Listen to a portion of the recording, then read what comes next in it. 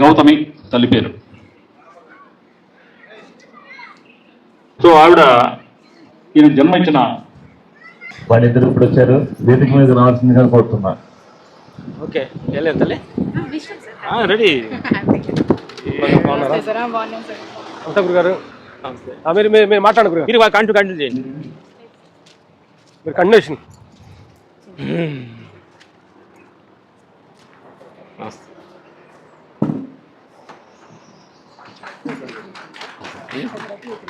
సరే మేడం గారు అటు ఇటు కూర్చోమంటుంది. కూర్చోండి మేము పక్క పక్కన కూర్చొని మాట్లాడతాం. కూర్చోండి. ఓకే చెబుతావా పర్లేదు.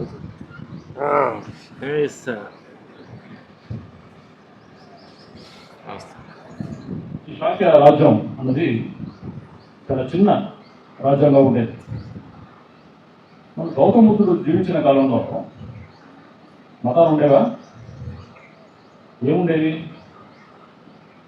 అని ప్రశ్నిస్తుంటే అవన్నీ తెలుసుకోవాల్సిన అవసరం ఉన్నాం. దేశకాల పరిస్థితులను బట్టి ఒక మాస్టర్ అనేవాడు తనను తాను ఏ విధంగా తయారు చేసుకుంటాడు, తన బోధనలో ఆ కాల పరిస్థితులకు అనుగుణంగా ఏ విధంగా ఇవ్వగలుగుతాడు అనేది ముఖ్యమైన అంశం. ఇప్పుడున్న సాధారణ పరిస్థితుల్లో మాట్లాడడం ఈజీ, కానీ చావు ఎప్పుడైనా రావచ్చు, ఏ క్షణంగా రావచ్చు అనేటువంటి వాతావరణంలో బోధనలు ఇవ్వడం ఈజీనా? చిట్టి సిద్ధార్థుడు అర్థం ఏంటంటే వాళ్ళ మొదలు గౌతమి సిద్ధార్థుడు అని పేరు పెట్టింది అబ్బాయికి. సిద్ధార్థుడు అర్థం ఏంటంటే వన్ హూ అచీవ్స్ అని. అచీవ్స్ అంటే కరెక్ట్ సాధించగలిగేవాడు, ఏదైనా సాధించగలిగేవాడిని సిద్ధార్థుడు అంటారు.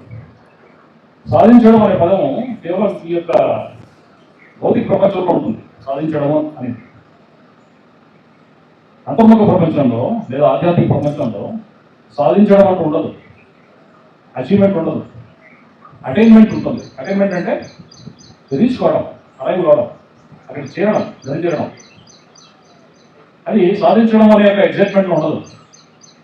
అది ప్రకృతి పరంగా జరిగే ఒక ప్రక్రియలా ఉంటుంది. సో ఈ సిద్ధార్థుడు బుద్ధుడే. బుద్ధుడు అంటే ఏంటి? బుద్ధత్వ స్థితి అంటే ఏంటి? అది అటైన్మెంట్, అచీవ్మెంట్ కాదు. ఆ స్థితి కోసం తన 29 ఏళ్ల తన కుటుంబాన్ని, రాజరికాన్ని, అంతఃపురాన్ని, యువరాజుల్ని, తన సంతతిని అన్ని వదిలిపెట్టి ఒక వస్త్రం, ఒకే వస్త్రం. సార్ నాడు పర్మిషన్ చేయట్లేదు. ఉత్తర ప్రాంతాల్లో ఎవరైతే గొప్ప అని పిలువబడతారో, గ్రేట్ మాస్టర్ అని పిలువబడతారో అటువంటి వాళ్ళ దగ్గరికి వెళ్తారు. ఫస్ట్ వచ్చిన ఈయన అలాగే వెళ్ళాడు. బుద్ధుడికి గురుగారు ఉన్నారు, టీచర్స్ ఉన్నారు. గురువుగారిలో ప్రశ్నిస్తుంటే ఈ గురువులు రకరకాల వాళ్ళు ఉంటారండి. గురువులు లేకుండా కూడా గురువైన వాళ్ళు కూడా ఉన్నారు.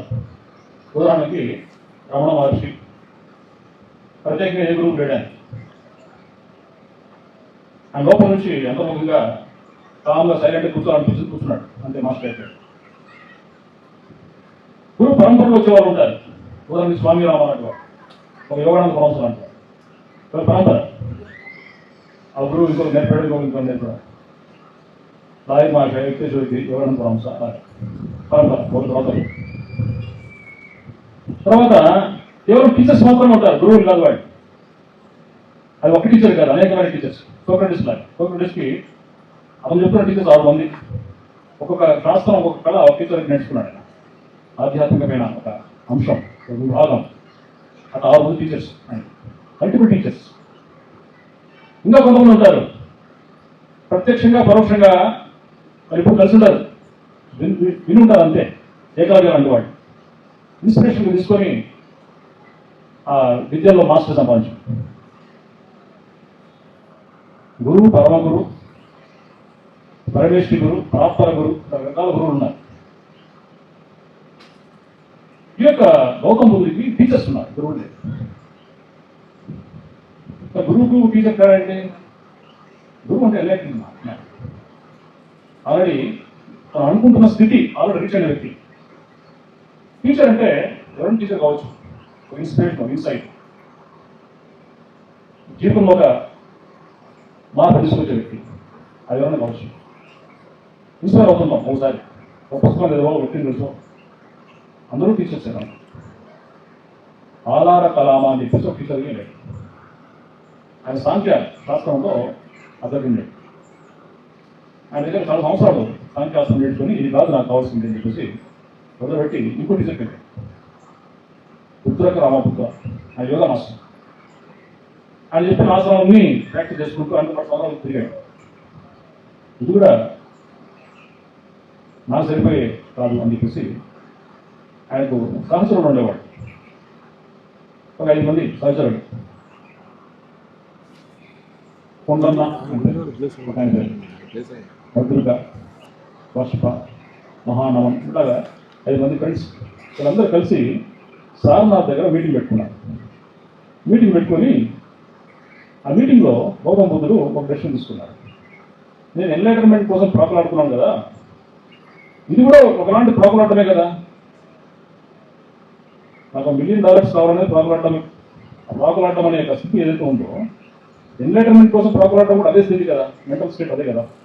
సో నేను ప్రాకులాడుతున్నాను కాబట్టి నాకు రావట్లేదేమో, కాబట్టి ఈ ఎన్లైటర్మెంట్ నాకు వచ్చేవద్దు, ఇది వచ్చేది ఉంటే ఎలా వస్తుందని చెప్పేసి తన ఫ్రెండ్స్ మొదలుపెట్టేది వెళ్ళిపోయాడు ఒంటరిగా. The pursuit of enlightenment is also a type of pursuit. Pursuit అంటే వెంటపడ్డా. ఈ ఎన్లైటర్మెంట్ వెంట పట్టడం కూడా వెంటపడ్డం లాంటిదే, అది కూడా గ్రావిటేషన్ ఫోర్స్. ఆయన చెప్పలేదు. కళ్ళు తెరిచి చూస్తే 7 వారాలు అయిపోయి, 49 days అయిపోయి. 49 days ఆహారం లేదు, నీరు లేదు.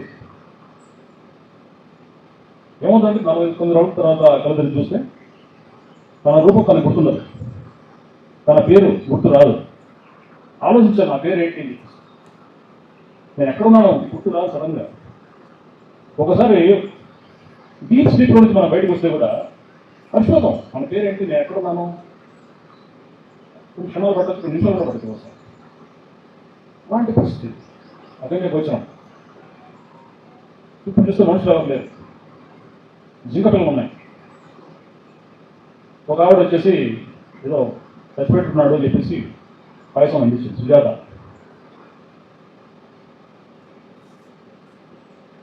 అప్పుడు ఆమె కూడా లేదు.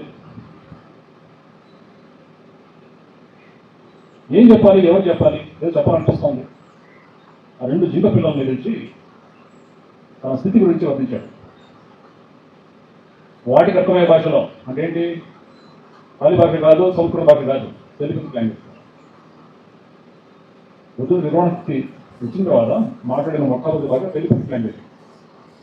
ఇప్పటికీ ప్రాచీనమైన బౌద్ధ ఆరామాల్లో తన చైతన్య స్వరూపానికి, చైతన్య స్థితికి చిత్రంగా ఒక సర్కిల్ ఉంటుంది. అదే మనం వేదాల్లో హిరణ్య గర్భ అంటాం, జపంలో హర అంటారు. దాని ఏకాంత స్థితిలోనే. సో ఏకాంత స్థితి అన్నది మొట్టమొదటి స్టెప్ ఆధ్యాత్మిక ప్రయాణంలో. ఆ స్థితి రానంత వరకు ఏ ఆధ్యాత్మికం ఏమిటి కూడా. ఏకాంత స్థితి కావాలంటే కళ్ళు మూసుకో. అది ముందులో ఉన్నా అక్కడే ఉన్నా కళ్ళు మూసుకుంటే ఆ ఏకాంత స్థితి. ఏకాంత స్థితి అనేది ఏకైక స్థితికి దారితీస్తుంది, ఏకత్వ స్థితి దారితీస్తుంది. ఏకత్మ ప్రత్యాసారం అంటాం. ఏకత్మ ప్రత్యాసారం అంటే మనం అంటే అది రోలింగ్ స్టోన్ అన్నమాట, నడిచే గుండ్రాయిలాగా అట్టే ఉండదు. అలాంటి స్థితికి గోల్సిన స్థితి. ఫైనల్ స్టేజెస్ బుద్ధత్వ స్థితి. ఈరోజు కొన్ని వేల సంవత్సరాల క్రితం గౌతమ బుద్ధుడు సాధించినటువంటి, చూసినటువంటి, అనుభవించిన స్థితి. ఆ స్థితి ఒక్కసారి వచ్చిన తర్వాత మాయలో పడిపోయే వ్యక్తి కూడా, బోధిసత్వ స్థితిలో కూడా మాయలో పడిపోతాడు. మాయలో పడడం అంటే ఏంటి, మళ్ళీ ఇక ఈ విద్య ప్రపంచం ఉంది కదా, రంగురంగుల ప్రపంచం. ఈ ప్రపంచంలో పడి తన ఫ్రీక్వెన్సీని కోల్పోయి ఇంకా సాంద్రత పెంచుకొని డెన్సర్గా జీవించడం మొదలు పెడతారు. మళ్ళీ ఇటువంటి మీటింగ్ వచ్చినప్పుడు 15 కాదు, మరి అంత ముఖ్యదారు అవుతారు. ఈ ఆట ఉంటుంది పెండులం లాగా.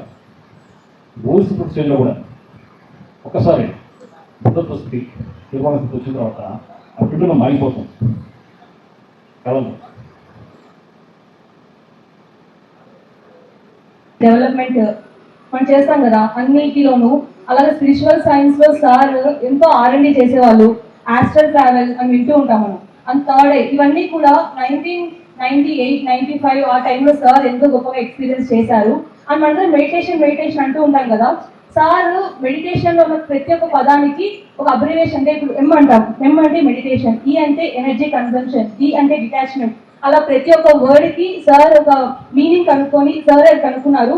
ఇప్పుడు మనందరం ధ్యాన ప్రదేశ్ స్పిరిచువల్ బుక్స్ చదువుతూ ఉంటాం కదా, ఎవ్రీ మంత్ మ్యాగజైన్స్ వస్తూ ఉంటాయి. అలా అప్పట్లోనే సార్ ఫస్ట్ మనకి ఏంటంటే పిరమిడ్ టైమ్స్ అనే ఒక మ్యాగజైన్ సార్ ఫౌండ్ చేయడము, సార్ దాన్ని ఎంతో గొప్పగా రన్ చేయడము, ఎంతో మందికి దాని ద్వారా స్పిరిచువల్ సైన్స్ ని, స్పిరిచువల్ విజ్డమ్ ని షేర్ చేయడం జరిగింది. అండ్ మాది కడప డిస్ట్రిక్ట్, సార్ కడప అని నేను విన్నాను. Sir Kadapa spiritual society founder అని కూడా మనకి చెప్పారు. థ్యాంక్ యూ సార్, ఈరోజు మా కజిన్ సార్ హ్యాపీగా ఉంది ఇక్కడ, really feeling very happy. Next Ram Lakshman sir, ఆ నగరంలో ఉన్నాం, ఒక పల్లెటూరులో పుట్టి ఎంతో మనం న్యాచురల్ గా ఉండగలుగుతామా లేదా, ఇంత పరుగులు అంటే నిద్రలేసినప్పటి నుంచి ఉరుకులు పరుగులు పెడుతూ ఉంటాం కదా, ఇంత పరుగులు పెట్టే ఈ ఒక సమయంలో ఈ మహానగరంలో మనకంటూ మనం టైం స్పెండ్ చేసుకోగలుగుతామా లేదా అని ఎంతో మందికి క్వశ్చన్ మార్క్స్ వస్తూ ఉంటాయి. పొద్దున్న లేయడం, రెడీ అయిపోవడం, వెళ్ళిపోవడం, రావడం, ఇదే ఉంటుంది కదా. ఇలాంటి ఒక మహానగరంలో కూడా ఒక పల్లెటూరు వాతావరణంలో ఎలా అయితే ఉంటాము, ఏం చేస్తాము, నిద్ర లేచినప్పటి నుంచి వాళ్ళు ఒక వ్యాయామం చేసుకోవడం, వాళ్ళ కోసం టైం స్పెండ్ చేసుకొని ఎంతో గొప్ప స్పిరిచువల్ విజ్డమ్ షేర్ చేస్తూ వాళ్ళు కూడా నేర్చుకుంటూ ఎంతో గొప్ప జీవితాన్ని గడుపుతూ ఉంటారు. ఈరోజు వాళ్ళిద్దరు మన ముందర ఉన్నందుకు ఎంతో ఆనందంగా ఉంది. ఇంకోటి సార్, మన బిక్ష్మయ్య గురూజీ గారు ఉన్నారు కదా, సార్ దగ్గర శిష్యరికం చేశారు. సో సార్ వాళ్ళు ఇక్కడ ఉండడం అంతా హ్యాపీ. బిక్ష్మయ్య గురూజీ గారు కొంత టైంలో మనకు వస్తారు ఇక్కడికి. సో అందులో మీ ఎక్స్పీరియన్సెస్. Thank you. రామలక్ష్మణులు వీళ్ళిద్దరూ ఎక్కడ చూసినా ఎప్పుడు చూసినా ఒకే డ్రెస్లో ఉంటారు. టోపీ ఒకటే ఉంటుంది, షర్ట్ ఒకటే ఉంటుంది, పంచ్ వేస్తారు, ప్యాంట్ వేస్తారు, టీ షర్ట్ వేస్తారు, ధోతి వేస్తారు. వీళ్ళు కొనేవన్నీ రెండు కొంటారు, ఒకటి కొంటారు. రెండు ఉంటేనే షాపింగ్ చేస్తారు, లేదా చెయ్యం. అన్నీ రెండే కావాలి. తమ్ముడు వేసుకుంటే అన్నయ్య వేసుకోవాలి, కానీ అన్నయ్య ఎవరో తమ్ముడు ఎవరు పోసుకోవడం చేస్తారు. తెలిసినట్టే ఉంటుంది, తెలియదు. మళ్ళీ ఆయన చెప్పాలి నేను తమ్ముడిని అన్ననే. అంత అన్యోన్య మిత్రులు కవలలు. మన ఒంగోలు జిల్లాలో ఒక చిన్న కుగ్గురామంలో పుట్టారు. సినీ పరిశ్రమకు వచ్చిన తర్వాత ఒక వినూత్నమైన స్టెప్ తీసుకొచ్చాడు. ఇంతకుముందు ఫైటింగ్స్ ఎలా ఉండేవంటే తెలుసు, డిష్యూ వాడు పడేవాడు, లేచేవాడు, కొట్టేవాడు, ఎవరికి దెబ్బ తెలియదు కాదు. ఈ మధ్యకాలంలో వచ్చిన 10-15 సంవత్సరాల సినిమాల్లో హీరోకి పనే ఉండదు, కానీ అంత పని హీరో చేసినట్టే ఉంటుంది. కానీ ఆ హీరో వెనకాల వీళ్ళిద్దరు ఉంటారు. వీళ్ళిద్దరు లేకపోతే ఏం జరగదు. మరి ఆ సినిమాకి కొత్త ట్రెండ్ తెచ్చారు. విషయం ఏంటంటే చిన్నప్పటి నుంచి వాడు మాంసాహారులు. ఎప్పుడైతే పిరమిడ్లోకి వచ్చారో మాంసాహారం మానేసి శాకాహారమే. వీళ్ళు శాకాహారమే కాదు, చిత్ర పరిశ్రమలో అందరికీ ఈ శాకాహారం ధ్యానం గొప్పతనం చెప్పడం. వీళ్ళందరినీ హీరోలంతా ఏమని పిలుస్తారంటే ఫైట్ మాస్టర్స్ అందరూ, పిరమిడ్ ధ్యాన యోగులు అంటారు. ఒకసారి స్టేజ్ మీద మహేష్ బాబు ఇదే చెప్పాడు. అసలు రామలక్ష్మణ్ గురించి చెప్పాలంటే నాకు మాట రావట్లేదు. వాళ్ళు ఎలా ఉండేవాళ్ళు, ఎలా అయిపోయారో తెలీదు, వాళ్ళిద్దరు ధ్యాన యోగులు ఇప్పుడు అని ఆయనే స్టేట్మెంట్ ఇచ్చాడు. ఎక్కడికి వచ్చినా ఏ స్టేజ్ మీద ఎక్కినా సగం తమ్ముడు చెప్తే మిగతా సగం అన్న కూర్చోవచ్చు. అన్న ఎవరో తమ్ముడు ఎవరో మీరే గమనించారు. Thank you. కొంచెం ముందుకు రావచ్చు గురుగారు. గుడ్. కొంచెం అట్లా లేచి కొంచెం కూర్చోండి అమ్మా. మగరాలు లేచి కూర్చున్నారు కాబట్టి ఈ మధ్యాహ్నం టైంలో కొంచెం మనం తెలియకుండానే బాడీ సెల్స్ కొంచెం డౌన్ అయిపోతాయి. మన గురుగారు అంటారు కదా, ఏది మ్యూజిక్ సెకండ్ మైన సాంగ్ పెడదాం ఉన్నా కదా.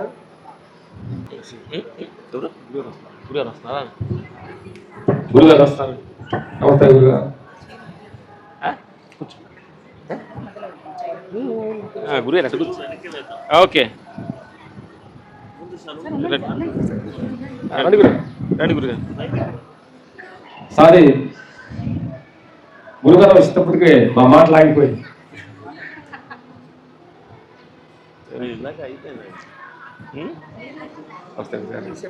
ఇప్పుడే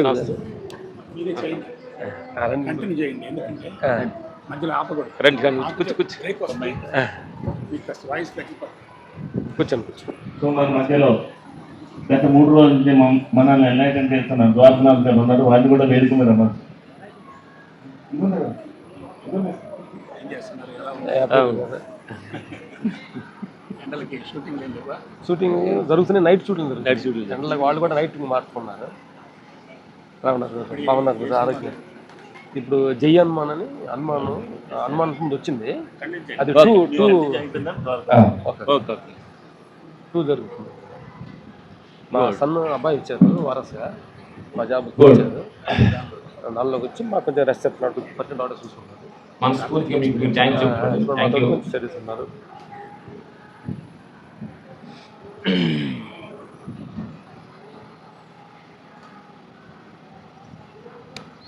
బుద్ధ పౌర్ణం కాబట్టి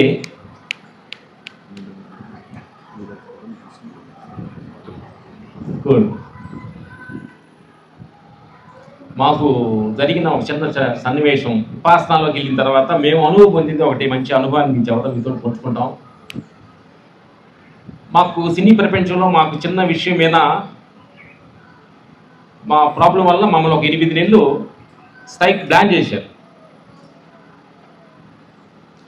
బ్యాన్ చేసిన తర్వాత ఏం అర్థం కాలేదు, మేము మంచిగానే ఉంటామని చెప్పి మంచి పనే చేస్తున్నాము, మాకు ఎవరు సపోర్ట్ చేయడానికి బాధపడుతూ అలా టెన్షన్ పడుతున్నప్పుడు 4 నెలలు బాధపడి విపాసనకి వెళ్ళాం. 10 days మౌనంగా విపాసన నాగార్జున సాగర్ దగ్గరికి వెళ్ళి, అప్పుడు దాకా వాళ్ళ తప్పులు అలా జరిగింది ఇలా జరుగుతుంది, నేను మంచివాడిని అనే ఫీల్ అనుకున్నాను. 10 రోజులు కూర్చున్న తర్వాత అర్థమైంది అక్కడ ఎక్కడా తప్పు లేదు, ఆ తప్పు ఏది మీ మధ్యనే, మీ ఇద్దరి మధ్యనే ఉందనే సంగతి తెలుసుకున్నాం. విపాసనలో నేరుగా 10 days క్లాస్ అయిన తర్వాత ఏదైతే ప్రాబ్లానికి ఒక మెయిన్ హెడ్ ఉన్నారో పెద్దవాళ్ళు, వాళ్ళ దగ్గరికి వెళ్ళి నేరుగా కాళ్ళ మీద పడి మమ్మల్ని ఏం చేయకుండా సార్ మీరు ఏం చెప్తే అది చేస్తాము అన్నాం. ప్రాబ్లం 1 సెకండ్లో సాల్వ్ అయిపోయింది. ఎందుకంటే ఇదేంటంటే ఒకదాని మీద రాగం, ఒకదాని మీద దేశం. అది నాకు వద్దు, ఇది నాకు కావాలి. ఈ 2 మధ్యన మేము 8 నెలలు నలిగాము. అక్కడికి వెళ్ళి విపాసనకి వెళ్ళింది రాగదేశాలు అతీతంగా జీవించటమే నిజ జీవితం అనే సత్యాన్ని మేము అక్కడ తెలుసుకున్నాం. అందుకని వాళ్ళ మీద రాగం లేదు, వీళ్ళ మీద దేశం లేదు, మమ్మల్ని ఏం చేయమంటావు, అది శరణోగతి. ఎప్పుడైతే 8 నెలలు స్ట్రైక్ 1 సెకండే సాల్వ్ అయిపోయింది. నా మిత్రులారా, ఈగోని పక్కన పెట్టి అసలు నేను ఏం చేయమంటాను, మమ్మల్ని సరెండర్ అయిపోయాం. దాని తర్వాతే మంచి పేరు వచ్చింది, ఇంకా ఎక్కువ సినిమాలు వచ్చినాయి, ఇంకా వచ్చిందనమాట. అందుకని ఏంటంటే ఈ భౌతిక ప్రపంచంలో మనం అడ్డేసుకొని మనం కొన్ని అడ్డేసుకొని మనం ఒక చెల్లిని మనకు ఒక చిన్న బుక్స్ ముందేసుకొని అయ్యే నిజం అనుకొని జీవిస్తుంటాం కంటే కూడా, ఎందుకంటే ఈ సందర్భం చెప్పాల్సింది ఏంటంటే బుద్ధ భగవాన్ చాలా గొప్పవాడు, జీసస్ గొప్పవాళ్ళు, రాముడు గొప్పవాడు, కృష్ణ భగవాన్ గొప్పవాళ్ళు, పొద్దుగులు వాళ్ళు గొప్పవాళ్ళు అనుకుంటా ఉంటుంటే అది వాళ్ళు గొప్పవాళ్లే. నువ్వు చెప్పినా వాళ్ళు గొప్పవాళ్లే, నువ్వు చెప్పినాడు గొప్పవాళ్లే. తప్పండి, చెప్పొద్దు, తప్పులేదు, అది మనస్తృప్తి కోసం నీకు నచ్చిన దేవుడిని.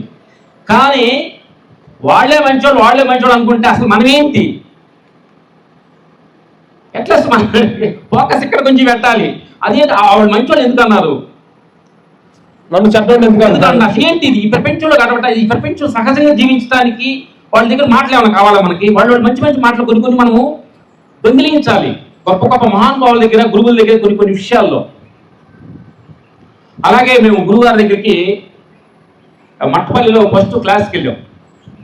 మా దగ్గర కొంచెం చాలా మంచోళ్ళ అహంకారం చాలా ఉంది. మేము సిగరెట్ తాగం, బీడి తాగం, ముందాగం చెడ్డోళ్ళు, మేము మంచోళ్ళు అనే మంచోళ్ళు అని అంటారు. చూడు, ఇంటి దొంగని ఈశ్వరుడు పట్టినట్టు నేను మంచోడు అనుకుంటే వాడిని ప్రపంచంలో ఎవరు మార్చలేదు, మార్చలేదు. అలాగే నేను మంచోడు అని మాకు అహంకారం వచ్చింది. ఎవరు చూసినా వాళ్ళని చెడ్డోళ్ళు, నేను మంచోడు అని తెలియకుండా అహంకారం వచ్చింది. గురుగారికి మట్టపల్లి మేము క్లాస్కి వెళ్ళాము.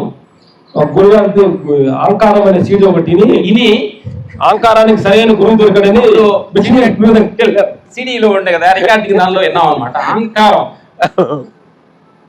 ఎన్ని రకాలుగా ఉంటుంది అనేది గురుగారిది, లక్ష్మీ గురుగారిది సిడి విన్నాం. దానిలో నేను మంచోడని అహంకారం కూడా పెద్ద అహంకారం అనే సంగతి కొంచెం పాయింట్ మాకు కనెక్ట్ అయింది. ఓహో ఇన్నాళ్ళ నుంచి నేను మంచోడు అనుకుంటున్నాను కదా. ఆడికెళ్ళి క్లాస్ AMC1 క్లాస్లో ఫస్ట్ టైము మట్టపల్లిలో వెళ్ళి కూర్చున్నప్పుడు అర్థమైంది నేను మంచోడని ఎప్పుడైతే నేను అనుకున్నానో అవతోళ్ళు అందరూ వాళ్ళు మంచోడు అనుకుంటున్నారు కదా. అసలు చెడ్డ ఎవరు ఉంటారు? మా ఎవరు ఉంది ఇక్కడ? మా లక్ష్మీ గురించి మాట చెప్తుంటాడు. అసలు ఎవరు నువ్వు, ఏది చెడ్డ ఏది మంచి? అట్లా గురుగారి దగ్గరికి వెళ్ళి అన్ని క్లాసులు AMC1 అనేది 2 టైం అట్లా చేయడం జరిగింది. అలా గురువుల దగ్గర అందరి దగ్గర అన్వేషణ చేసుకొని మొత్తాన్ని తెలుసుకున్నాం అనమాట. తెలుసుకున్నది అర్థమైంది. కానీ పొద్దుకులు అక్కడికి ఇక్కడ పరిగెత్తాలని అవసరం లేదు. ఉండదేదో నీ లోపలే ఉంది అనే సత్యాన్ని గురువులు ఫస్ట్లో చెబుతూ ఉండేవాళ్ళు. చాలా మాకు అర్థమైంది. అది అర్థమైంది. అది అర్థం అవడానికి ఎన్నాళ్ళు తిరగాల్సి వచ్చింది. ఇలా నా మిత్రులారా, ఈ మార్గంలోకి మమ్మల్ని ఎంతో మంది గురువులు ఒక్కొక్క విధంగా ఒక్కొక్క టైప్లో ఒక్కొక్క డిఫరెంట్ కోణంలో నుంచి మమ్మల్ని ఈ స్థితికి తీసుకొచ్చిన గురువులకి, గురువు పరపరులకి, మా పక్కన కూర్చున్న గురువు గారికి మనస్ఫూర్తిగా, మాతాజీ గారికి, సూర్య మాతాజీ గారు ఈ సందర్భంగా మేము మంచి మాట చెప్పాలి. ఫస్ట్ టైం క్లాస్లోకి వెళ్ళినప్పుడు మంచి ఎండ్లకాలం వెళ్ళే గురువు గారు. బాగా సినిమాలో అప్పుడు కొంచెం 4 పూట్ల వెరైటీగా తినేవాళ్ళు ఫుడ్ తినేవాళ్ళు. అక్కడ లైన్ లో నుంచొని ప్లేట్లో వాడు తీసుకునేవాళ్ళు. ఇప్పుడు మాతాజీ చూసి ఎందుకంటే మన అహంకారం కొంచెం అప్పుడప్పుడు దిగాలంటే ఆ బంగారు తల్లి అసలు మమ్మల్ని పక్క పిలిచి కొంచెం దొంగతనంగా ఒక ఇంటి ఎక్స్ట్రా చేసేది మాకు. చాలా మాటలు గురుగారి దగ్గర మేము మట్టపల్లి చేసేటప్పుడు ఆకలి అయ్యి బొప్పాయి ముక్కలు ఇచ్చేవాళ్ళు. ఆకలి అయ్యి బొప్పాయి తోలి కూడా తిన్నాం మేము. ఎందుకంటే అట్లా మన స్థితిగతుల్ని అప్పుడప్పుడు తీసుకెళ్ళి గురువుల కాళ్ళ దగ్గర పడేసి అహంకారాన్ని దిగిన దాకా కొన్ని రోజులు అక్కడ కడిగిన దాకా ఉంటే తప్పగా. మిత్రులారా, మేము తెలుసుకుంది ఏంటంటే ఈ 3 చాలా నిరంతరం మారేయి. ప్రపంచం, సంసారం, దేహం.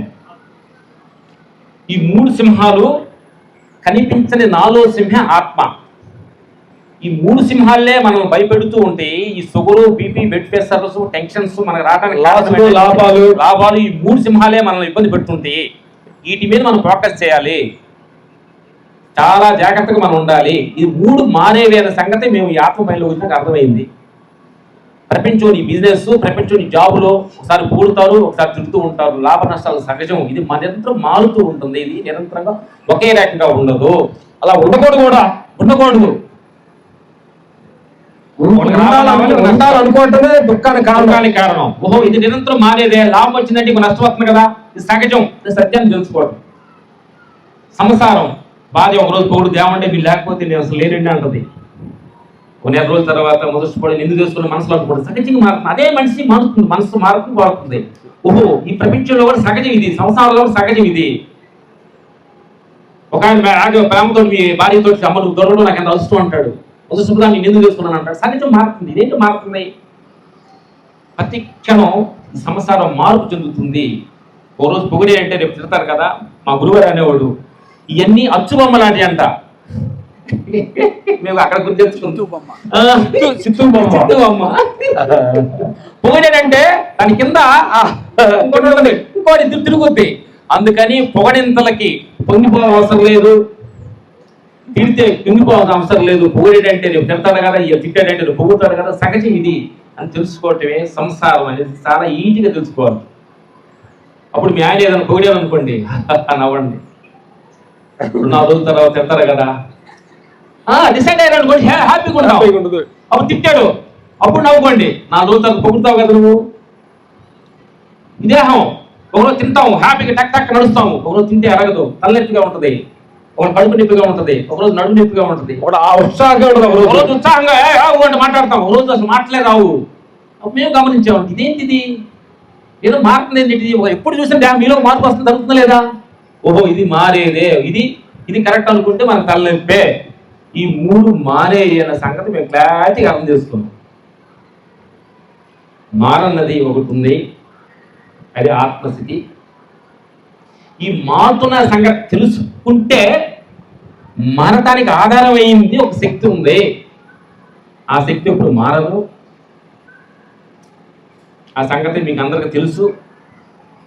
కానీ ఈ ప్రపంచంలో మనం ఏం చేస్తున్నాం అంటే కొన్ని చిన్న చిన్న విషయాలని మనము ఫోకస్ పెట్టుకొని ఇక్కడికి రావాలంటే మనం తెలియకుండానే మన మనసు ముందుకెళ్ళిపోయి విశ్లేషణ చేసుకొని ఎలా ఉండాలి అలా ఉండాలి. గురుగారు మాట చెప్తాడు, మన కోరిక విషయం బాగా మొదలైపోయింది. మనం ఊహా కల్పనలో ఉండేదంట, అది చెల్లడ చెక్కులాంటిదంట. ఆ గతాల గురించి తలుచుకుంటారంట, అది నశించిన బిడ్డలాంటిదంట. ఏది అంటే చెల్ల అంటే ఊహా కల్పన చూడు, మనం అంతా ఊహించుకుంటాం చూడు. అది పుట్టని బిడ్డ గురించి మనం ఊహించుకున్నట్టు గతమంతా చెల్లుని చెక్కల అంటే 2 ఉపయోగం లేని విషయాలని చెబుతుంటాడు గురుగారు. అప్పుడు కొంచెం గమనించుకుంటాం మేము. అందుకని ప్రజెంట్లో ప్రపంచంలో సంసారంలో దేహంలో జరుగుతున్న సిచ్యువేషన్స్ని ప్రతి దాన్ని సాక్షిగా చూస్తూ యాక్సెప్టెన్స్ చేసుకుంటూ ఎనీ ప్రాబ్లం ప్రతి దాన్ని సాక్షిగా చూస్తూ యాక్సెప్టెన్స్ చేసుకుంటూ గొప్ప గొప్ప గురువుల్ని మాటల సన్నివేశాన్ని మనసులో నిమిరేసుకొని హ్యాపీగా జీవించడమే నిజమైన జీవితమే సత్యాన్ని మేము తెలుసుకున్నాము. ఎందుకనంటే మేము గొప్ప గొప్ప మహానుభావుల దగ్గర, అందరి దగ్గర, డబ్బు గల మహానుభావుల దగ్గర, గొప్ప గొప్ప స్టార్ మెగాస్టార్ అన్నయ్య రజనీకాంత్ గొప్ప గొప్ప మహానుభావుల దగ్గరికి వెళ్ళాము.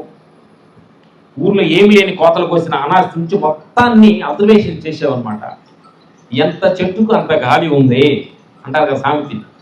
అందుకని వాళ్ళు మంచోళ్ళు, నేను మంచోళ్ళు, ఆయన బాగుండాలి నేను బాగుండాలి అనుకోవడం కాదు, మనం ఎలా ఉండాలి అనేది చాలా సింపుల్గా జీవించడం నేర్చుకోండి. ఏది ఎక్స్పెక్టేషన్ దుఃఖానికి కారణం.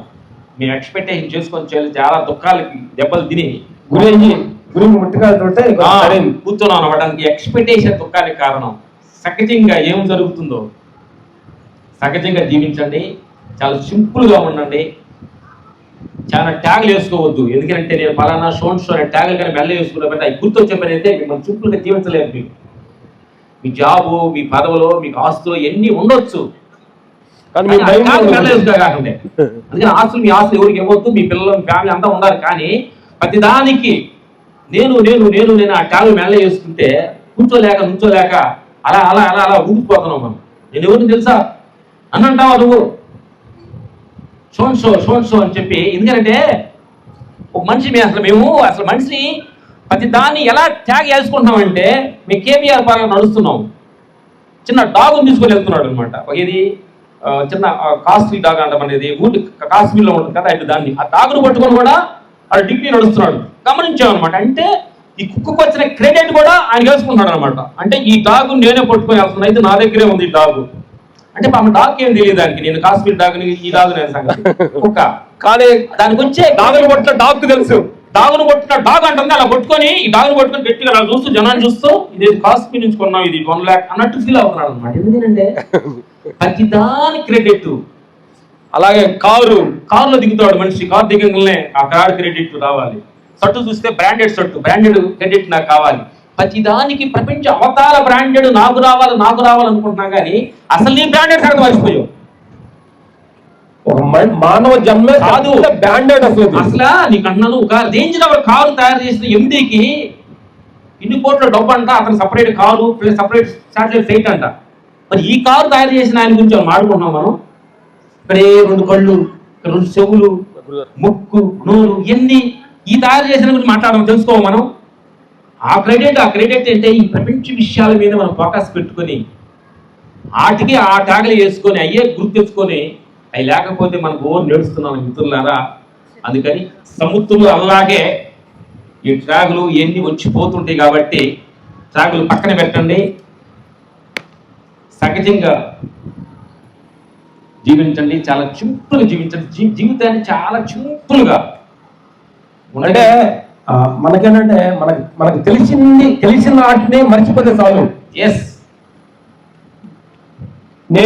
నేను నేను ఈ దేహాన్ని, నేను ఈ మనసుని, నేను ఈ బుద్ధిని, నాకు కోపం వస్తుంది, నాకు బాధ వస్తుంది అని నేనని ప్రతి విషయానికి నాకు దుఃఖం వస్తుంది. ఇవన్నీ మనకు తెలిసిన చిన్నప్పటి నుంచి మన పెరిగిన వాతావరణంలో మన ఇంద్రియ పరిధిలోనే మనిషి జీవిస్తున్నాడు. ఇవన్నీ ఇంద్రియాలకు కోపం వస్తుంది, ఇంద్రియాలకు బాధ వస్తుంది, ఇంద్రియాలకు దుఃఖం వస్తుంది. నీకు కాదు. నువ్వు వాటిని ఎడంగను చూస్తే వాడికి కష్టం అర్థమవుతుంది. మన ఇంద్రియాలలోనే ఒక లిమిట్ దాంట్లోనే మనిషి జీవిస్తున్నాడు. ఇంద్రియాలకు అతీతంగా ఈ ఇంద్రియాలు అనేది అంటే మేము గమనించింది ఏంటంటే భగవంతుడి దేహాన్ని చూసామన్నమాట. చూపు కొంత దూరమే చూడగలుగుతావు. ఓహో లిమిట్. ఓ సుబ్బారావు గట్టి వేసిన కొంత దూరం వినపడుతుంది లిమిట్. అర్థమైందా? కొంత దూరం ఎక్కడో వినపడి కొంత దూరం వినపడుతుంది. బాగా పరిగెత్తిన కొంత దూరం పరిగెడతావు, కానీ కొన్నాళ్లే బతుకుతావు. కానీ దేహానికి కొంత లిమిటే దీనికి. నువ్వు లిమిట్ అయిపోతావు. ఇది మనం కూడా ఇది లిమిట్, ఈ లిమిట్ నడుపుతున్నది లిమిట్ లేనిది ఒకటి సంగతి తెలుసుకోవాలి మనం. ఇది లిమిట్, దీని వెనక లిమిట్ లేనిది ఒకటి ఉంది. చూడటానికి ఆధారమైంది, నీకు కనిపించదు. వినటానికి ఆధారమైంది, నీకు వినిపించదు.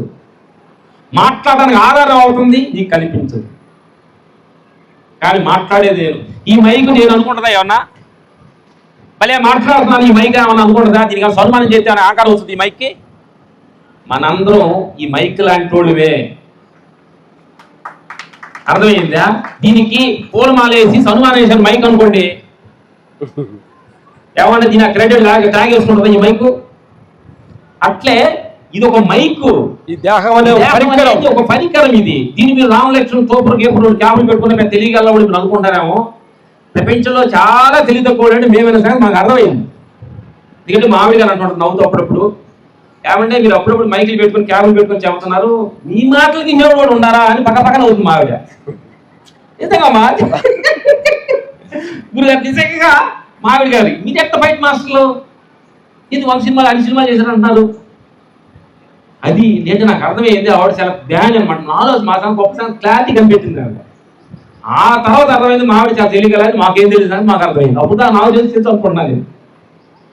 అందుకని మిత్రులారా, మనకు తెలిసింది ఏమి లేదు, తెలుసుకోవాల్సింది ఏమి లేదు. సహజంగా వస్తున్నప్పుడు మేవిడ మీ భర్త వచ్చి నీ తిట్టినప్పుడు సాక్షిగా చూడు, సాక్షిని తిట్టాడు, నీకు బుద్ధి లేదా అన్నాడు. అప్పుడు లోపల నవ్వుకోవాలి. అంటే మేము డైలాగ్ సినిమా స్టైల్ మీకు చెప్పుకోవాలి ఏంటంటే, ఒక డైరెక్టర్ ఒక అత్త వాళ్ళకి డైలాగ్ ఇస్తాడు, నీకేం బుద్ధి లేదా అత్త అను తిట్టమన్నాడు. పొగడమని ఇచ్చాడు ఆ వాళ్ళకి, కాబట్టి తిట్టింది. Cut sir cut. ఆ డైలాగ్ మర్చిపోయింది. అమ్మ నీకు ఆ డైలాగ్ ఇచ్చింది, పొగడమన్నారు మీరు ఎలా ఉండరు అని పొగడమని ఇచ్చాను. ఎలా చెప్తావు నువ్వు? నాకు డైలాగ్ మర్చిపోయింది. అట్లే మీరు నిజంగా రండి, మీకు అత్తగారు వచ్చి వాళ్ళని నీకు బుద్ధి లేదని తిట్టింది. మా అత్తగారు డైలాగ్ మర్చిపోయింది. అంటే డైరెక్ట్ బుద్ధిలోడు ప్రపంచంలో గుర్తించిన బాగుంది, మాకే పని లేదా బుద్ధిలోడు గుర్తించడానికి ఇక్కడికి డైలాగ్ మర్చిపోయింది. ఇప్పుడు వాళ్ళ తిట్టింది అతనే, మారిపోయింది. వాళ్ళు వచ్చింది అతను తిట్టింది, నీకు బుద్ధి లేదా అంది. వాళ్ళు డైలాగ్ మర్చిపోయింది, మారిపోయింది డైలాగ్. అత్తగారు మీరు చాలా బంగారు లాంటి కొడుకు నాకు అసిపెట్టికి ఇచ్చారు, నేను ఎక్కడో మమ్మ నాన్న వదిలిపెట్టినందుకు నా తల్లి స్థానంలో మీరు ఉంచారు అనే డైలాగు డైరెక్టర్ ఇస్తే నీకు బుద్ధి ఎలా ఉంటుంది? నడిచిపోయింది లేదా? అందుకని ఈ ప్రపంచంలో నీ ఆఫీసర్ కావచ్చు, అత్తమామలు కావచ్చు, తోడుకోళ్ళు కావచ్చు, నీకు బుద్ధి లేదన్నప్పుడు అప్పుడు మొక్కల్లో లోపల సిగ్నల్ తోడుకోళ్ళ డైలాగ్ మర్చిపోయింది. ఇప్పుడు భర్త తిట్టినప్పుడు ఏం లేదు. నిజంగా ఏంటంటే మేము ఫస్ట్ టైము అంటే సగం జరుగుతుంటుంది. మేము first time cinema fight mask అయినప్పుడు నిజ జీవితంలో చెబుతున్నాం. రైట్ చూడమని లెఫ్ట్ చూడమని వాళ్ళు మాకు రైట్ లెఫ్ట్ తెలియదు, తెలుగు మాట తెలియదు, కుడి చేతి పక్క తెలియదు అనమాట. ఇది ఎట్లా మాకు అర్థం కాక కెమెరా పక్కవెళ్ళి ఎట్లా కుడి చేతి పక్క ఇట్లా తిరుగుతుండేవాడు, పక్కన కెమెరామెన్ ఉంటుండేవాళ్ళు. వీళ్ళకి ఎవరికై ఫైట్ మాస్టర్ కార్డు ఇచ్చింది, రైట్ లెఫ్ట్ కూడా తెలియదు, ఎవరికి ఫైట్ మాస్టర్ కార్డు ఇచ్చారంటారు. మాకు వినపడుతుంది, వినపడినట్టుగా అదేంటి అట్లా వెళ్తున్నాం అంటే తప్పు. ఇప్పుడు ఆ మాటకి నాకు ఎందుకు కోపం రావాలి? నాకు అది తెలియదా అని తెలియదట్టు అన్నాడు కదా, నాకు వినపడుతుంది. అంటే నిన్న సడన్ మాకు లేడీస్ జెంట్స్ లేడీస్ అని బాత్రూమ్ ఉంటుంది కదా, ఇంగ్లీష్ ఇప్పుడు సార్ వాటిలో హీజ్ అని పెట్టారు. ఆ ఇంగ్లీష్ మాకు తెలియదు. లేడీస్ బాత్రూంలోకి వెళ్ళాం, వెళ్ళగల లేడీ బుద్ధి లేదా ఉంది. అది లేక వచ్చేవాము. మరి అక్కడ కోపడితే ఏముంది? అర్థమైందా? నీకు తెలియని దాన్ని తెలియదంటే కోపం ఎందుకు? మరి ఇంగ్లీష్ తెలుసుంటే తెలియదు కదా.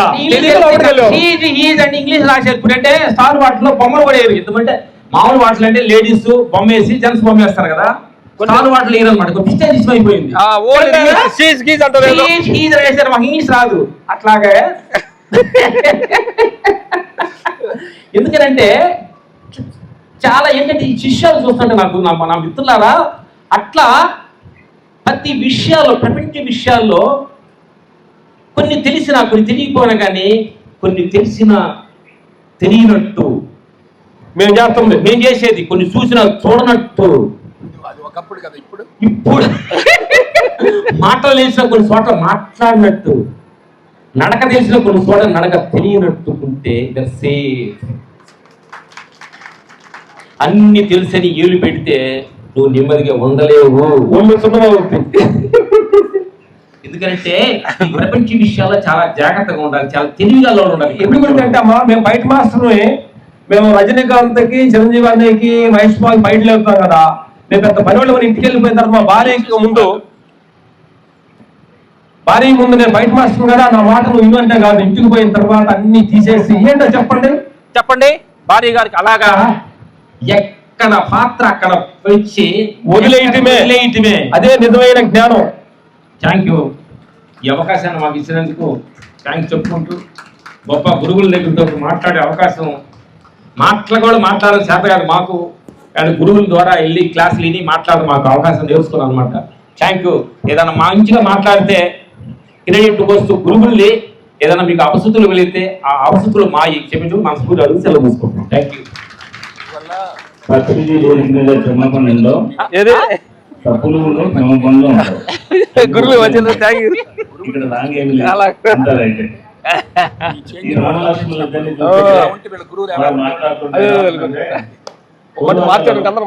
పూర్వం అంటే 20 సంవత్సరాల క్రితం ఈ అవధానాలు కవులు వేసేటువంటి కార్యక్రమాల్లో తిరుపతి వెంకట కవులని ఇద్దరు ఉండేవారు. ఏదైనా ఒక సమాజం అంటే ఓ ముక్క అయినా సగం సగం పక్షులు బాగుతూ ఉండేవారు. అలాగే ఈ అన్నదమ్ములు ఇద్దరు ఏం చెప్పాలన్నా ఈయన ఒక మాట, ఆయన ఒక మాట, అంతా వినోదలే. మరి తదుపరి కార్యక్రమం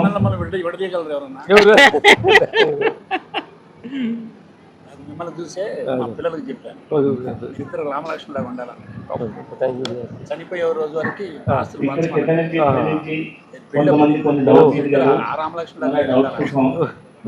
వెళ్ళిపోయిన తర్వాత అగాధం ఏర్పడింది. ఇప్పుడు నేను ధ్యానం చేస్తున్నాను. నాతో మాట్లాడడానికి భయం.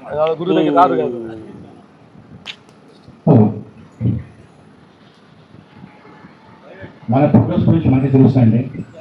ఎందుకంటే ధ్యానం చేసేటప్పుడు ఇనిషియల్గా మనకి అది కుదరకపోవచ్చు, కానీ కొన్ని నాళ్ళు అయ్యాక చాలామంది ఆటోమేటిక్గా మెడిటేషన్ చేయాలి, ఏం చేయాలి. నా ఎంతసేపు యూజువల్లీ అడిగేది నేను గంట సెట్ చేస్తాను, 2 గంటలు చేసేసాను అని అంటారు. అది పాయింట్ కాదండి. దాంట్లో ఎంతసేపు మనం ఉన్నాము, దాని ఎంతసేపు మనం సిద్ధంగా ఉన్నాము, దాని ఎంతసేపు మనం అంతా ఉన్నాము అన్నది ఇంపార్టెంట్. ఇప్పుడు కొన్నిసార్లు నిద్రపోతాం, పొద్దున్న లేచా కూడా మనకి ఇంకా కంఫర్టబుల్గా ఫీల్ కావు మనం. కానీ కొన్నాళ్ళు కొంచెం తక్కువ పడుకున్నా కూడా మేము చాలాసేపు కంఫర్టబుల్గా లేస్తాం, ఎందుకంటే మన నిద్ర కంప్లీట్గా అవుతున్నాం. సిమిలర్లీ మెడిటేషన్ అంతే. కొన్ని సార్లు మనకి పొద్దున్న లేచామంటే మనకి ఫ్రెష్గా ఫీల్ అవుతాం. అదే మేము మెయింటైన్ కంటిన్యూ చేస్తూ ఎప్పుడైతే మనం మెయింటైన్ చేస్తున్నాము, ఎప్పుడైతే మనం శ్వాసను జాగ్రత్త పెడుతున్నామో ఆటోమేటిక్గా మనకి మనం ఉన్న బాడీలో సర్క్యులేషన్ ఆటోమేటిక్గా స్టార్ట్ అవుతుంది. కానీ మన ప్రాణాలు నుంచి చాలా పెయిన్ ఉండేదానికి. సో కొన్నాళ్ళగా ఆటోమేటిక్గా మనం తెలుసుకుంటున్నాం. మెడిటేషన్ నుంచి లేచాక కూడా మనకి అర్థమవుతుంది, అరే చాలా బాగా పొందింది నాకు మెడిటేషన్. చాలా అంటే మనకి సాటిస్ఫాక్షన్ వస్తుంది. ఇప్పుడు థాట్స్ ఆగిపోతాయి, దాని దాని ఆపక్క నిద్రలో మనకి పడుకున్నప్పుడు మన థాట్స్ రావు. ఎందుకు రావు అంటే ఎందుకు రావు అంటే మనకి ఆటోమేటిక్గా మన మైండ్ని స్విచ్ ఆఫ్ చేస్తాం. ఇప్పుడు నేను నిద్రపోతున్నాను కంఫర్టబుల్ కానీ, అలాగే ఆటోమేటిక్గా మనకి మేము మెడిటేషన్ కొన్నాడు అయ్యాక అది మైండ్ స్విచ్ ఆఫ్ అయిపోతుంది. మనం మెడిటేషన్ వెళ్తాం. ఇప్పుడు నేను లేచి మీకు అర్థమవుతుంది ఇప్పుడు నేను చాలా కంఫర్టబుల్గా ఉన్నాను. అది కంటిన్యూస్ ప్రాసెస్ కానీ మరి కొంతమందికి ఒక నెల అవ్వచ్చు, కొంతమందికి 2 నెలలు పట్టచ్చు. మనకి డిపెండ్ అవుతుంది మన సాధన ఎంత ఉందో. అదే sir, thank you sir, thank you. ఇది నాకు ఉన్నటువంటి చాలా పర్సనల్ క్వశ్చన్ కూడా. ఇది యుగంధర్ సార్కి. ఇందాక మీరు స్థితి గురించి చెప్పారు కదా సార్, ఆ స్థితికి ఎలా వెళ్ళాలి, వెళ్ళామని ఎలా తెలుసుకోవాలి అనే దాని గురించి.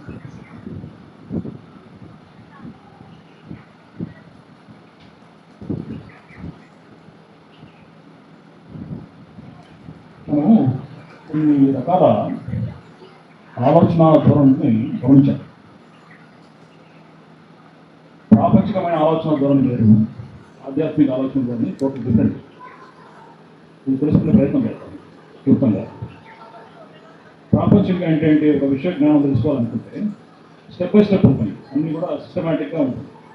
ఫస్ట్ క్లాస్ అయిపోయిన second class, third class, fourth class linear thinking అనుకుంటుంది. ఒకటి రాదు సీక్వెన్షియల్గా, గ్రాడ్యువల్గా స్టెప్ బై గురించి చాలా చేసి అడగాల గురించి గారు, ఎలా ప్రశ్న అడగాలి. వాస్తవానికి ఎక్కడైతే ప్రశ్న ఉంటుందో అక్కడే సమాధానం ఉంటుంది. ఒక వ్యక్తి ప్రశ్న వేస్తున్నాడంటే అది 2 రకాలుగా ఉంటుంది. అవతల వ్యక్తిని పరీక్షించడం కోసం ప్రశ్న వేయచ్చు, ఈ అంతరంగంలో ఉన్నటువంటి సందేహాన్ని నివృత్తి చేసుకోవడం కోసం ప్రశ్న వేయచ్చు, జ్ఞాన తృష్ణ తీర్చుకోవడం కోసం ప్రశ్న వేయచ్చు, పరిపూర్ణత్వం సిద్ధించక ఫలానా నాకు తెలిస్తే పరిపూర్ణత్వం సిద్ధిస్తుందనేటటువంటి భావంతో ప్రశ్న వేయచ్చు. నేను ఒక విషయం చెప్తున్నాను, knowledge is neither created Nar destroyed. Telugu మాట చెప్పండి, knowledge is neither created Nar destroyed. జ్ఞానం అనేది సృష్టించేది కాదు, దాన్ని పొందేది కూడా కాదు. ప్రశ్నించే వ్యక్తులు ఏదుందో సమాధానం చెప్పే వ్యక్తులు కూడా అదే ఉంది. ప్రశ్నించే వ్యక్తి తక్కువ కాదు, సమాధానం పొందేటటువంటి వ్యక్తి ఎక్కువ కాదు. ఒక మాట చెప్తున్నాను, కొంచెం కోపం వస్తుంది అని పర్వాలేదు నేను చెప్తాను. నేను రామలక్ష్మణ్ కాబట్టి నాకు కోపం పెట్టి ఉండదు, మీరు పక్కన వాళ్ళు ఉన్నారు కదా. జ్ఞానం మాయ, గురువు మాయ, భగవంతుడు కూడా మాయ. జ్ఞానం మాయ, గురువు మాయ, భగవంతుడు మాయ. ఎట్లా చెప్తున్నారంట, ఏదైతే మారుతుందో అది మాయ, ఏదైతే శాశ్వతంగా స్థిరంగా ఉంటుందో అది సత్యం. ఇప్పుడు నేను చెప్తూ ఉన్నాను, నేను అందించేది ఒక రకంగా ఉంటుంది, ప్రశ్న ఒక్కటే కావచ్చు, సమాధానం వేరువేరుగా ఉంటాయి. మరి ప్రశ్న ఒక్కటైనప్పుడు ఇన్ని రకాల సమాధానాలు ఎందుకు? ఎలా వచ్చింది సమాధానాలు? నా సంస్కారాన్ని బట్టి నాకు సమాధానం వచ్చింది, నా సమాధానం వచ్చింది. సార్ని బట్టి సార్ వచ్చింది, గొడవ బట్టి వచ్చింది. జ్ఞానం అనేది మారుతున్నప్పుడు, మారేది మాయ అయినప్పుడు జ్ఞానాన్ని కూడా మాయగా భావించి వదిలేస్తే మనుషుల స్థిరత్వం వస్తుంది. ఎందుకండి, గురువు కూడా మాయ, గురువు డబల్ మాయ. ఎట్లా? గురువు విస్మయ కాదు, యుగంధర్ సార్ కాదు, సార్ కాదు. నీ లోపలే ఆత్మ ఉంది, నీ లోపలే ప్రేమ ఉంది, నీ లోపలే ఆనందం ఉంది, నీ లోపలే దివ్యత్వం ఉంది. నీ అంతరంగమే నీ గురువు. చిన్న ఎగ్జాంపుల్ చెప్తాను. ఒక వ్యక్తి నాకు గుర్తొచ్చాడు, ఉదయం గుర్తొచ్చాడు. మనిషి ముఖం కనపడుతుంది కానీ పేరు గుర్తురాలి. ముఖం కనపడుతుంది, పేరు అంటే మెమరీ పవర్ 77 దాని తర్వాత తగ్గిపోవాలి. ఒక గంట సేపు అలాగే కూర్చున్నాను, గుర్తొచ్చేసింది. అంటే లోపల ఆల్రెడీ ఉంది. ఈ లోపల ఉన్న సంస్కారాల స్వభావాన్ని బట్టి నీ జీవితం కొనసాగుతున్నప్పుడు సంస్కారాల స్వభావాన్ని మార్చుకోగలిగితే జీవితం కూడా మారిపోతుంది. భగవంతుడు మాయట అనుకున్నా ఉంటాను, ఒక్కటి చెప్పి ఆపేస్తాను. భగవంతుడు నిరాకారుడు, నిరంజనుడు, నిర్గుణుడు, సర్వాంతర్యామి, విశ్వవ్యాపకుడు. 3 మాటలు అర్థం కాక నేను తప్పదు కనుక రెడీ అవ్వదు. చెప్పేవాడికి వినేవాడు లోపు అంటారు, వినేవాడికి పెద్ద సమస్య. మన పిల్లలు నేను బాగా చెప్పాలని మన కాంపిటీషన్. భగవంతుడికి అన్నీ తెలుసు, భగవంతుని గురించి ఎవరికే తెలియదు. భగవంతుడికి అన్నీ తెలుసు. ఆయన ఏమంటారంటే సర్వజ్ఞుడు అంటారు. భగవంతుడు నిరాకారుడు, నిరంజనుడు, నిర్గుణుడు, సర్వాంతర్యామి, విశ్వవ్యాపకుడు. భగవంతుడికి అన్ని తెలుసు, భగవంతుడి గురించి ఏం తెలియదు. 2వ పాయింట్ చెప్తున్నాను. భగవంతుడు అందరినీ చూడగలుగుతాడు, భగవంతుడిని భౌతిక నేత్రాలతో ఎవరు చూడలేరు.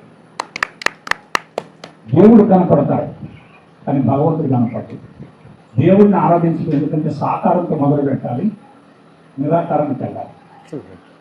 దేవుడు సాకారం, కృష్ణుడు కానీ, రాముడు కానీ, యేసు ప్రభు కానీ, ప్రవక్త కానీ, యక్ష కానీ, వీళ్ళంతా కూడా సాకారం. సాకారంతో మొదలుపెట్టి నిరాకారానికి వెళ్ళాలి. ఇంకొక పాయింట్, లాస్ట్ పాయింట్. భగవంతుడు అందరికీ అన్నింటికీ ఆధారం. భగవంతుడు అందరికీ అన్నింటికి ఆధారం కానీ భగవంతుడికి ఆధారం లేదు. ఆధారం లేకుండా అన్నింటికీ ఆధారమైనటువంటి నిరాకార, నిరంజన, నిర్గుణ, సర్వాంతర, విశ్వవ్యాపకుడే భగవంతుడు అంటే. మరి ఎట్లండి భగవంతుని చేరటం? వినండి ఒకసారి చెప్తాను. సాకారంతో వెళ్ళటం ఒక మార్గం, నిరాకారంతో వెళ్ళటం ఒక మార్గం. సాకారం ద్వారా వెళ్ళటం అనేది చాలా సులభం, నిరాకారం వెళ్ళటం చాలా కష్టం. అని నా సలహా చెప్తున్నాను. ఒకసారి చూడండి, నా ప్రజలు ఆ సలహా చెప్తున్నాను. సాకారం ఉండాలి, నిరాకారం 2 ఉండాలి. డైరెక్ట్ నిరాకారానికి ఎట్లెళ్తాం? కొన్ని సాకారం అనుకో, సాకారం ఇరుక్కుంటే నాకు రాముడే గురువు అంటే నిలబడ సంగతి ఏంటి? సాకారం ఏమైపోయాం? లాక్ అవుతుంది. కాబట్టి మరోసారి చెప్తున్నానమ్మా, success is in big things, happiness is in small things, meditation is nothing, God is everything.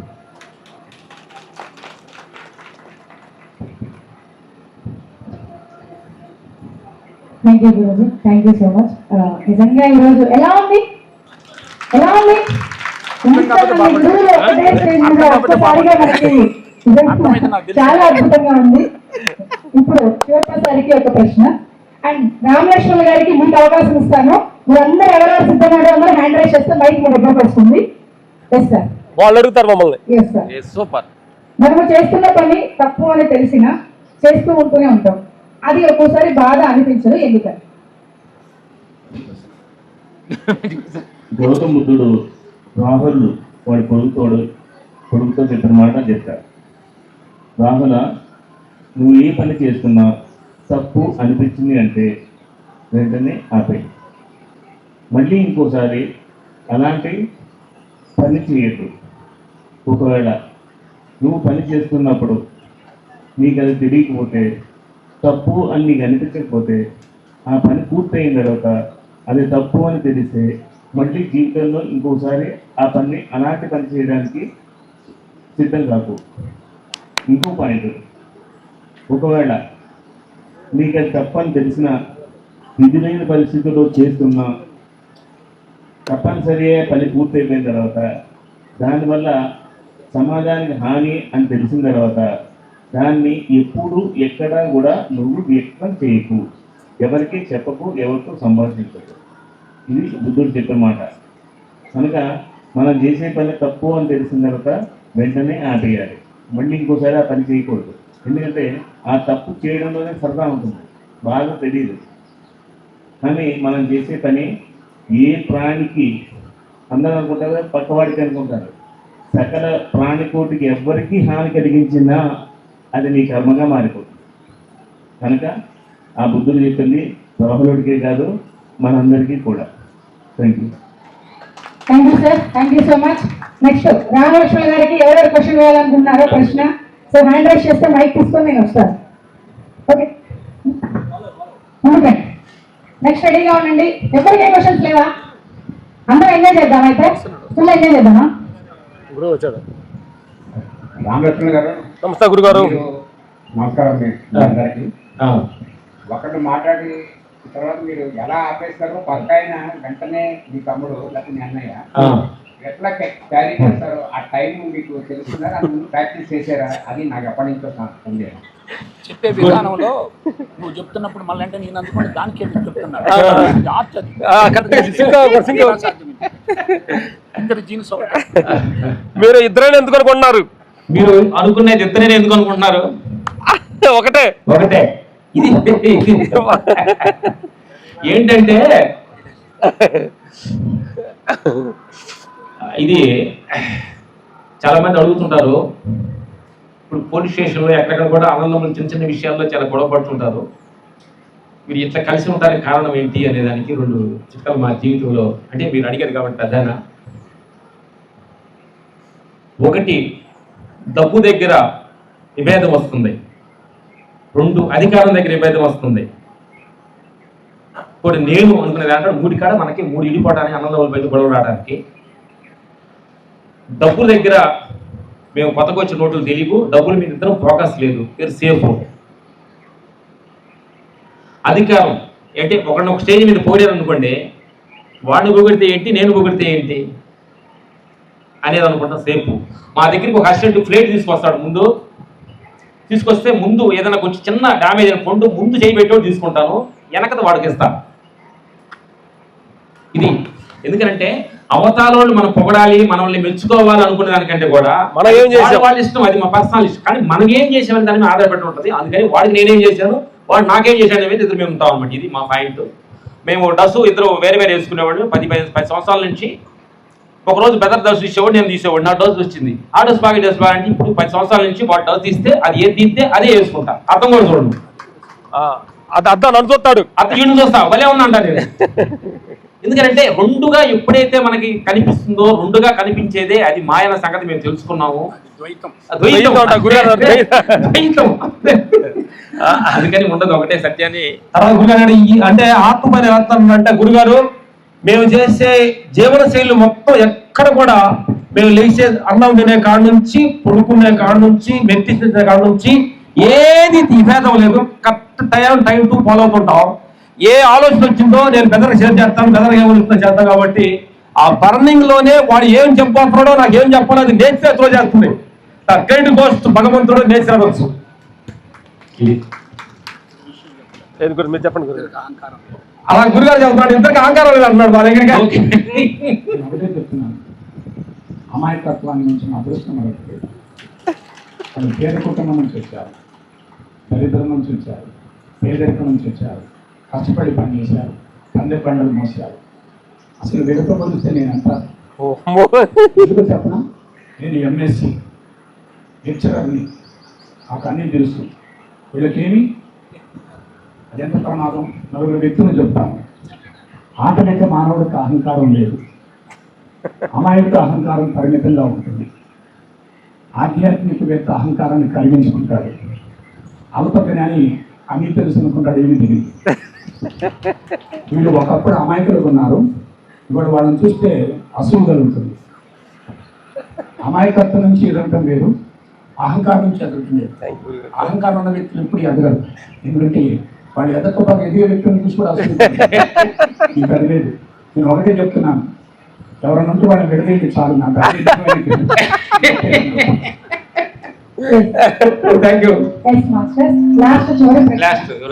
భోజనం టైం ఉంది కాబట్టి నెక్స్ట్ క్లాస్ లో క్వశ్చన్స్ ఎక్కువ పెట్టుకుందాం. ఎవరు అడగండి లాస్ట్. భోజనం టైం కాబట్టి చివరిగా ఒక ప్రశ్న. నమస్కారం సార్. సార్ మీ ఇద్దరు చూస్తే నాకు అసలు కలుగుతుంది సార్. ఎందుకంటే ఎంత ఎత్తు ఎదిగినా, ఎంత ఎదిగినారో మిమ్మల్ని చూస్తుంటే నిజంగా మేము నేను అనుకుంటున్నామో ఈ రోజు మేము చాలా క్యూట్ కలిగించారు సార్. నిజంగా మా దక్షిణ గురుజీ గారి దగ్గర మేము సాల్వ్ సార్, మేము పార్వతం మన్యం వల్ల సాల్వ్ నుంచి వచ్చాం సార్. ఈరోజు దక్షిణ గురుజీ గారు వస్తున్నారని చెప్పేసి తెలిసి వచ్చాము. కానీ అనుకోకుండా సార్స్ అంతా శివప్రారేంటి, వర్ణసారేంటి, తర్వాత మన గౌతమ్ గురించి చాలా చక్కగా చెప్పారు సార్. అయితే వాళ్ళంతా ఒక ఎప్పుడు మీరేంటంటే పోటీపడి చెప్తుంటే ఇంకెంతో నేర్చుకోవాలనిపించింది సార్. అయితే దక్షిణ గురించి గారు రావడం వల్ల మీ యొక్క సమయం తగ్గిపోయిందని అనుకుంటున్నాను. అసలు ఈ రంగంలోకి మీరు ఎంచుకున్న రంగం వేరు, ఈ రంగంలోకి ఎలా వచ్చారు సార్? మీరు ఏ విధంగా ఈ రంగంలో మనగలుగుతున్నారు? ప్లీజ్ రిక్వెస్ట్ సార్, చెప్పండి సార్. మేము వచ్చేదానికంటే కూడా మేము వచ్చామనేదంటే అహంకారం, దీంట్లోకి అనంతమైన శక్తి రప్పించిందని చెప్పొచ్చు. ఎందుకంటే ఇంతకుముందు మేము కేంద్ర మేకల కాసాము, మేము ఈ స్టేజ్కి నాకు అవార్డ్స్ వచ్చినాయి, అవార్డు వచ్చినాయి, నేను అని అనుకున్నాం అనమాట.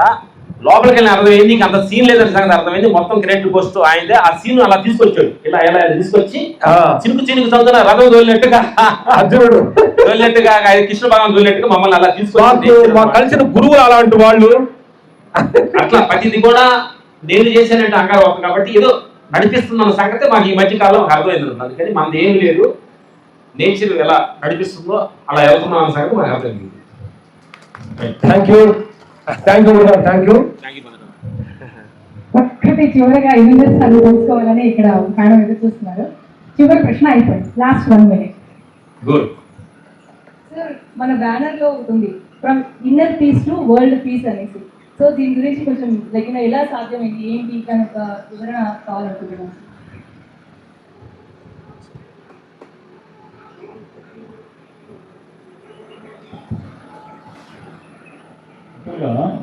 అవుటర్ పీస్ అంటే ఉండదు, అంత ఇన్నర్ పీస్ అయితే. అవుటర్ పీస్ అనేది వర్చువల్ అయితే, inner peace real. Inner peace ఎందుకు పోతుంది, ఎప్పుడు పోతుంది అనే ప్రశ్నిస్తుంటే, అంటే మళ్ళీ చిన్నపిల్లాడుగా, మళ్ళీ అమాయకత్వ స్టేజ్ అయితే, మళ్ళీ ఇన్నోసెంట్గా బికమింగ్ చేయండి అగైన్.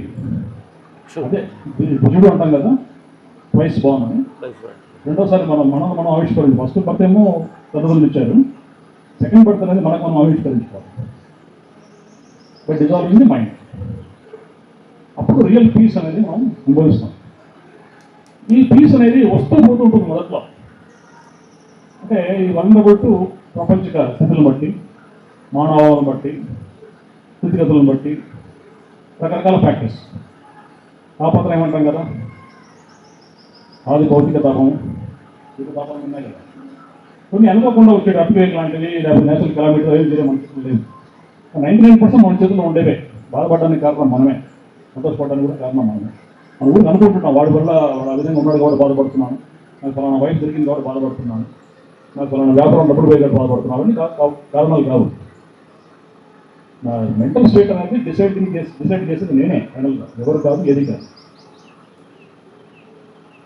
సో ఇది యాక్చువల్ ఇన్నర్ పీస్ అంటే. కానీ ప్రపంచ శాంతి అంటే టోటల్ డిఫరెంట్ ఎంటిటీ. దాన్ని అనేక సంస్థలు గ్లోబల్ పీస్ అంటే ఏంటి అనే విశ్లేషణ చేసిన తర్వాత వాళ్ళకి ఇండెక్స్ తయారు చేశారు, గ్లోబల్ పీస్ ఇండెక్స్ అని. గ్లోబల్ పీస్ ఇండెక్స్ అంటే ఏంటి? ఆ దేశంలో ఉన్నటువంటి విద్యా అవకాశాలు ఏ విధంగా ఉన్నాయి, వాళ్ళకి ఆర్థిక పరిస్థితి ఏ విధంగా ఉంది, తర్వాత వాళ్ళ కరెన్సీ వాల్యూ ఏ విధంగా ఉంది, వీటన్నిటిని బట్టి పర్ క్యాపిటల్ ఇన్కమ్ ఏ విధంగా ఉంది, జీడిపి ఏ విధంగా ఉంది, రకరకాల ఫ్యాక్టర్స్ బట్టి వాళ్ళు ఖర్చు పెట్టే విధానం ఏ విధంగా ఉంది, వాళ్ళు జీపీఐ పెట్టారు, గ్లోబల్ పీస్ ఇండెక్స్ అని. భారతదేశంలో 8 సంవత్సరాలు ఉన్నారు. Sweden, Norway, New Zealand, Canada, Bhutan చిన్న దేశం, టాప్ 10లో ఉంది. ఎందుకంటే వాళ్ళు పెద్దగా గోల్స్ లేవు, ఇండస్ట్రీస్ లేవు, కార్పొరేట్ ఫిట్టింగ్ జీరో, టీవీలు చూడరు, సాయంకాలం పడుకుంటారు, లైట్ నైట్ సినిమాలు అవన్నీ ఏం లేవు, టీవీ ఛానల్స్ లేవు, ఏమీ లేవు, ప్రశాంతంగా నేచురల్ పర్సన్. ఇప్పుడు డిస్ట్రాక్షన్స్ అన్నీ, రకరకాల డిస్ట్రాక్షన్స్, విద్యార్థుల డిస్ట్రాక్షనే, కుటుంబాల డిస్ట్రాక్షన్, ఎక్కడ చూసినా బ్రేక్ డౌన్, సొసైటీలో break down, political break down, ఫ్యామిలీలో బ్రేక్ డౌన్, బ్రేక్ డౌన్స్, అసలు ఏదో అక్కడికి కార్యక్రమం. సో దీంట్లో పీస్ రావాలి అంటే బాహ్యంగా చేయాల్సింది ఏం లేదు. ఈ జ్ఞానం నిజంగా అనుభవించిన వాళ్ళు ఒకరిద్దరికి 10 మందికి వాళ్ళ సమయానుకూలంగా 10 మందికి చెప్పుకుంటూ వెళ్తా ఉంటే ఖచ్చితంగా రిపుల్ ఎఫెక్ట్ క్రియేట్ అవుతుంది. రిపుల్ ఎఫెక్ట్ ఏంటంటే చెరువులో రాయేస్తే ఎట్లయితే ఎలా వస్తాయో, మనం వేసిన ఏ చిన్న రాయి కూడా వేస్ట్ కాదు. మేబీ అలా చిన్నగా ఉండొచ్చు, రేపు పెద్ద బండరా వేస్తాం, పెద్ద బలంగా సునామీ వస్తుంది. ఇప్పుడు ఆల్రెడీ కలియుగం అందం అయిపోయింది, మనం నెక్స్ట్ యుగంలోకి వెళ్తున్నాము అని చాలా మంది చెప్తూనే ఉన్నారు పెద్దలు. నెక్స్ట్ యుగం అంటే బెటర్ దెన్ కలియుగం. ఆ స్టేజ్ సంధి క్షేత్రంలో ఉన్నాం, సంధి కాలంలో ఉన్నాం మనం. సో ఇక్కడ నుంచి బెటర్గా కావాలి అంటే ఇన్నర్ పీస్ వచ్చి మనం వర్కౌట్ చేయాలి. ఇంకా మనం గురూజీ డిప్యూటీ గారు చెప్పారు, మీరు చేంజ్ కావండి, ప్రపంచాన్ని చేంజ్ చేయడం కాదు, మీరు చేంజ్ చేయండి. కరెక్ట్ యువర్ సెల్ఫ్ అని క్లియర్గా చెప్పారు. అది మనం చేయాల్సిన పని. ఈ వై కరెక్ట్ పైసలు there is one rascal less then ఈ వై కరెక్ట్ పైసలు world corporate has one rascal less. Rascal తగ్గిపోయాడు.